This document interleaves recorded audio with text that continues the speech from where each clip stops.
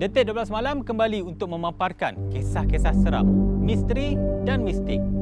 Kisah kali ini adalah tentang tugasan yang dipikul dari salah satu kerja pengurusan jenazah. Selain daripada memastikan upacara pengumatan terakhir pada si mati berjalan lancar, ada kisah yang ingin kita kongsikan dari Kelang, Selangor.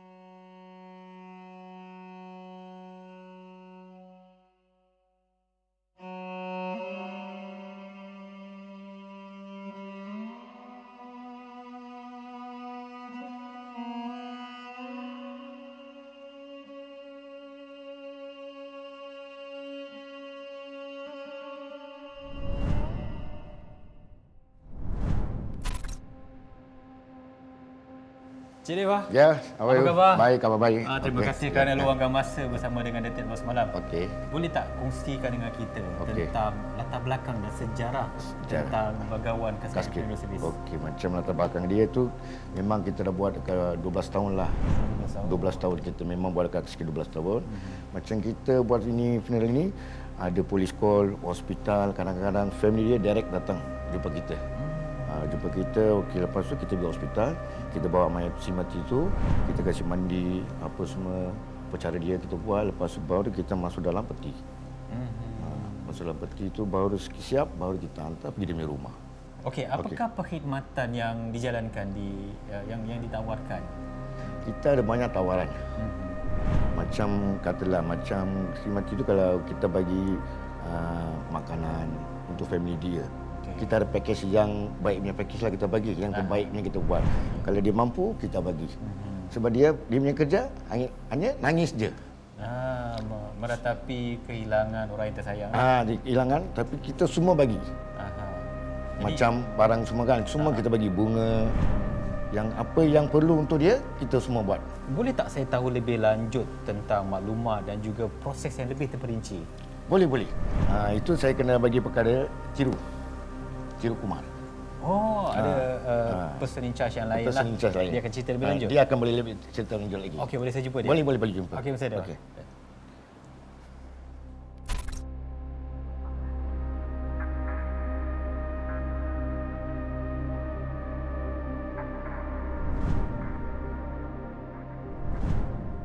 Okey, Abang Tiru. Ya, ni boleh kongsikan dengan Detik 12 Malam tentang kalau kita selalu lihat masyarakat Muslim, masyarakat Islam, proses pengurusan jenazah. Macam Tiru boleh terangkan bagaimana masyarakat Hindu ataupun mereka yang berkaitan dengan proses pengurusan jenazah di tempat ini? Boleh. Kita bawa mayat dari hospital, kita bawa mandi, bawa sini ke gerai, mandi dia, pakai baju, make up, semua, pasang embambing. Lepas tu bawa balik di rumah dia, hantar keranda, pakai ini barang, kasih dia setting semua, belakang-belakang dia punya arrangement. Taruh berita, taruh stand, taruh keranda semua. Kita arrangekan semua. Taruh dry ice dengan mandi apa-apa. Yang lain semua kita boleh bikin dia.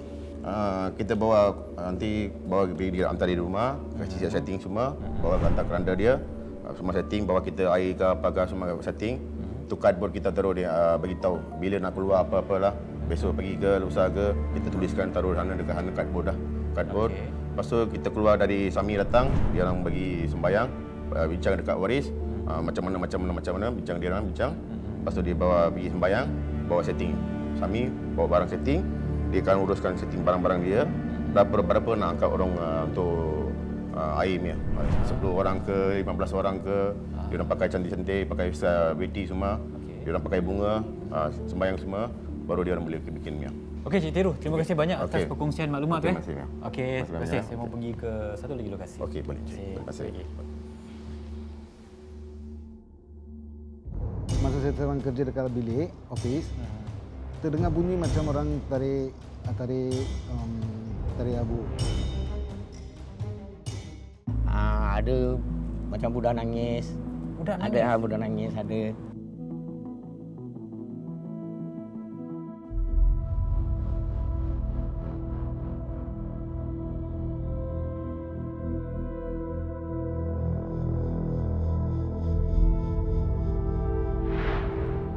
Coretan perjalanan sebuah kehidupan pasti menemui titik noktah dengan kematian. Apabila bertugas berkaitan jasad serta lokasi krematorium, pasti ada kejadian-kejadian misteri berlaku. Sudahkah anda bersedia untuk mengetahui cerita-cerita seram yang pernah berlaku di sini? Kita dengarkan pengalaman mereka.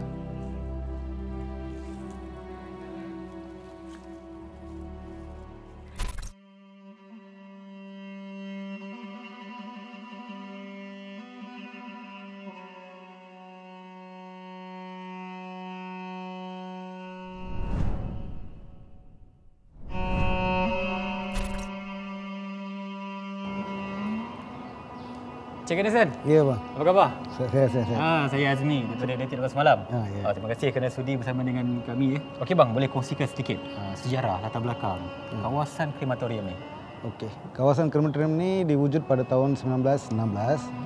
Bangunan krematorium Majlis Permandangan Kelang ni diwujud pada tahun 2003 yang berfungsi beroperasi pada tahun 2004. Oh, jadi masa tahun 1916 tu bangunan tu macam mana keadaannya?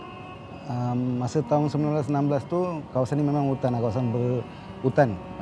Ni bukit, atas ada kawasan perumahan pekerja hospital. Sini ada satu kawasan rumah, sini semua hutan. Dalam 2003 Majlis Permandangan Kelang telah bina bangunan ini dan beroperasi pada tahun 2004. Dulu dengan sekarang macam mana cara pembakaran? Mari kita tengok ke dalam. Wah, kat dalam Okey, boleh. Sekarang kita dah pakai cara macam ni bang, tradisional. Dulu kita pakai cara tradisional, tapi sekarang kita dah buat chamber untuk bakar mayat. So pembakaran mayat ni bukan untuk orang India saja. Semua bangsa boleh masuk, kecuali Islam sajalah. Myanmar, Nepal, China, India, semua kita akan bakar kat sini.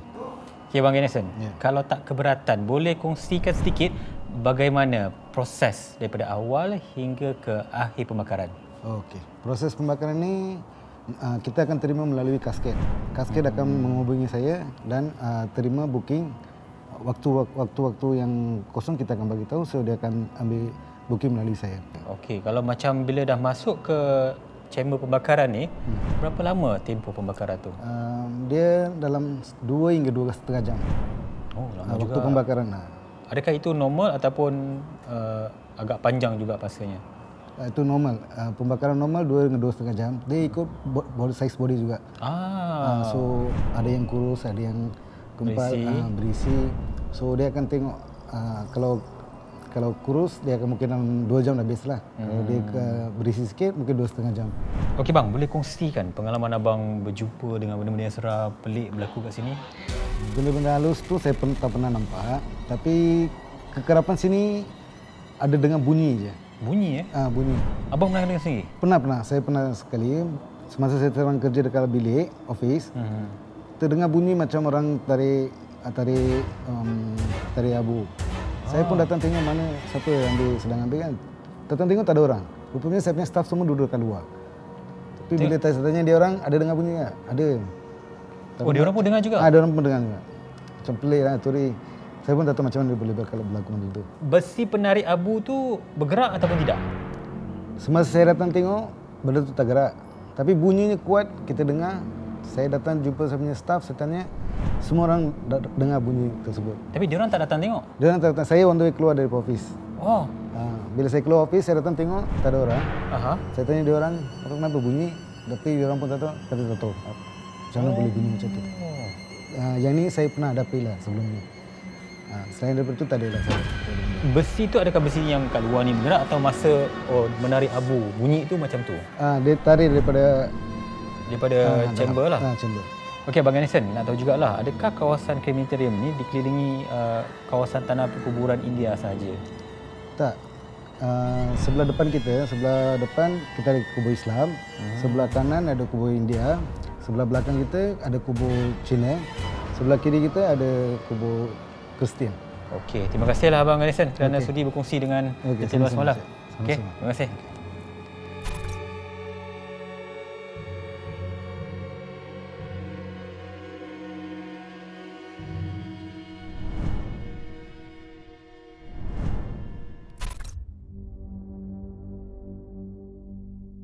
Abang Sami, Ya. terima kasih kerana bersama dengan Datuk Bas malam.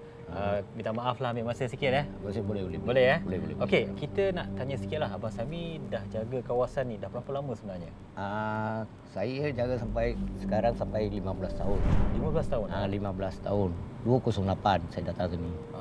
Tapi kita ada bersih sini sikit lah, aku tokong. Sambil tokong. Ada kita tengok hutan semua. Ini kubur-kubur ada 208 tak boleh nampak. Okey, kita mau tanya Abang Sami sikit lah. Dalam menjaga kawasan tanah perkuburan dekat sini kan, ada tak pernah jumpa ataupun berlaku kejadian-kejadian yang pelik dan juga mungkin misteri dan menyeramkan? Adalah, kadang-kadang adalah. Boleh Tapi ceritakan? malam jugalah. Malam Apa yang Malam berlaku? juga. Ada macam budak nangis. Budak nangis? Ada budak nangis, ada. Ada budak-budak kecil datang ke? Bukan. Ada suara dengar. Ada suara dengar? Suara juga boleh dengar. Dia punya nangis. Tapi kadang-kadang orang 1 tahun, 2 tahun meninggal kan. Ada orang dulu ada tanam sendiri kan. Mungkin dia punya suara lah. Pernah Abang Sami tengok ke mana Tak boleh suara nampak. datang? Okey, adakah kejadian yang mungkin daripada luar ke berlaku? Macam dulu pagar tak ada. Masalah itu time ada lah. Kadang-kadang pukul 12 ke, pukul 2 ke orang mari. Apa yang diorang buat? Apa yang Ambil, tak tahulah, mungkin ada orang sakit ke apa, dia pergi jumpa bomo ke. Kalau macam itu ada lah. Dia orang pergi jumpa bomo, kadang-kadang tu bomo kata kau pergi tanam dekat kubur. Oh, tanam dekat kawasan kubur ni? Ada jugalah. Ada orang buang laut ada. Dia bikin okey. macam orang sakit bukan sudah kena ilmu kan. Dia baru tengok bomo, ada bomo, dia kata dia pergi bikin-bikin semua, dia buang laut ada. Tapi ada bomo, saya pun tak tahulah, dia cakap pergi tanam dekat kubur. Kalau macam ada orang datang minta nombor ekor pergi dekat kubur, Kadang-kadang itu pun ada jugalah, tapi mungkin ada lah. Dia orang pergi jumpa kubur, minta nombor ekor ke apa ke. Itu pun ada jugalah. Tapi sekarang, masa saya ingat sekarang semua sudah kurang lah. Sudah kurang Sudah kurang. Sekarang makin lama-lama saingan tu bunyi-bunyi tu dengar tu pun sudah kurang. Sudah kurang. Sudah kurang. Itu ada jugalah kadang-kadang. Itu dia. Okey, terima kasih Abang Sami. Okey. Boleh tunjuk saya kawasan Tokong, kita mau tengok. Boleh. Boleh. Boleh.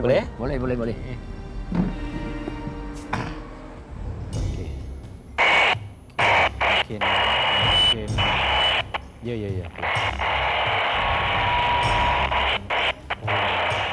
Okey, saya dah keluar.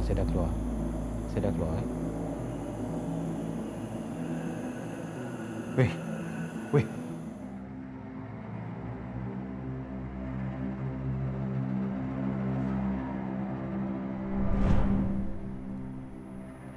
Daripada penceritaan mereka tadi, terbukti jelas bahawa pengalaman-pengalaman menyeramkan berlaku tanpa mengira waktu.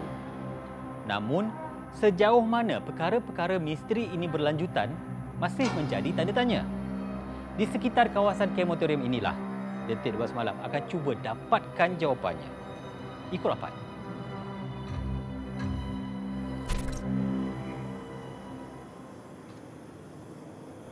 Okey, kita akan mulakan siasatan. Kita akan masuk ke kawasan krematorium. Jadi, kita bermula dengan krematorium dan kita akan menyiasat sama ada tak berlaku perkara-perkara yang pelik ataupun misteri di sini. Niat saya bukannya nak menghina ataupun mencemar kawasan yang dianggap suci bagi kaum ataupun mereka yang menjalankan aktiviti pengurusan jenazah di sini, tetapi kita untuk mendapatkan kepastian dan juga menyiasat ada tak berlaku perkara yang misteri ataupun menyeramkan 1:22 pagi. Okey. Kita dah mulakan siasatan sekurasi. Wow. Ada gangguan audio pada walkie-talkie kita.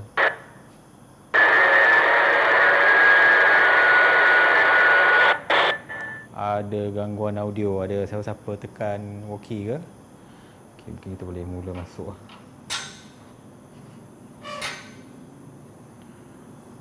Okey. Boleh terasa bahang ataupun haba daripada chamber ataupun kebuk pembakar ni. Kalau ikutkan, inilah besi. Okey. Besi untuk menarik abu-abu mayat yang ada di dalam kebuk pembakar ni.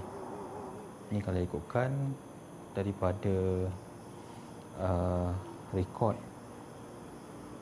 pembakaran mayat, ada mayat yang telah lengkap dibakar petang tadi, dan inilah abu yang telah dikumpul. Ini adalah satu perkhidmatan ataupun pengurusan yang sangat efisien, dan apa yang dijalankan adalah mengikut garis panduan, ketetapan dan juga apa sahaja yang ditetapkan oleh Majlis Pemadaran.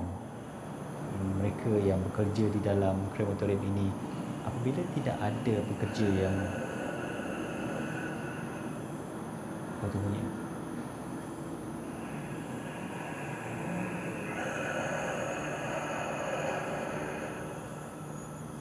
Sini apa tu? Ada dengar bunyi apa-apa tak? Dengar bang, saya dengar. Aku tak dapat tahu lah kat mana datang suara tu. Dia macam suara garau yang tak dapat aku nak describe. Betul. Lepas tu bunyi tu dia macam dekat dengan abang. Oi. Kenapa ni? Meremang berumur sini. Meremang berumur ni. Apa pasal walkie ni? Oi.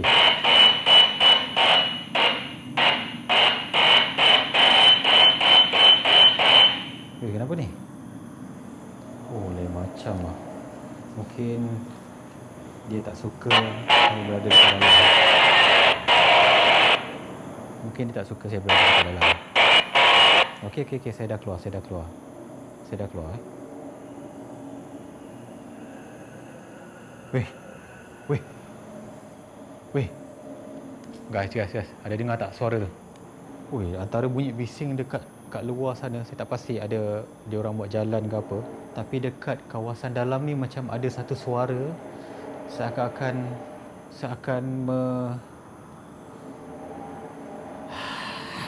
macam tu. Itu yang saya dengar. Saya tak pasti saya tak tahu apa yang membuatkan walkie-talkie ni berbunyi sampai macam ni. Dia seakan amaran supaya saya menjauhkan.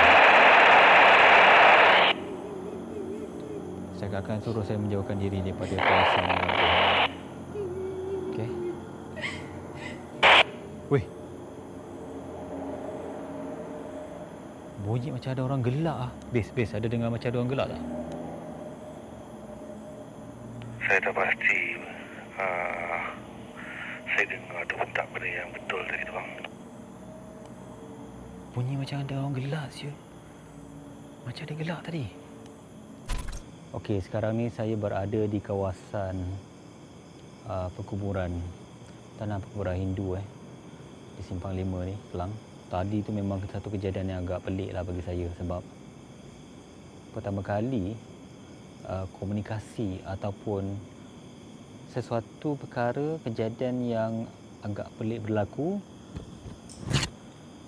Alat perhubungan walkie-talkie ni mempunyai gangguan yang sangat teruk. Okey, saya tak tahu nak mula daripada mana.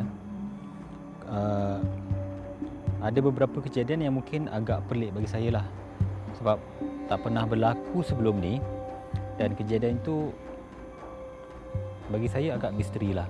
Satu, bila mula-mula nak masuk ke kawasan krematorium ni, ada gangguan pada walkie-talkie. Mungkin itu perkara biasa lah, teknikal lah kan. Apa yang kita boleh jangka. Bila kita dah buat benda tu senyap, okey, boleh masuk. Ada satu kejadian yang mungkin bagi saya susah nak faham.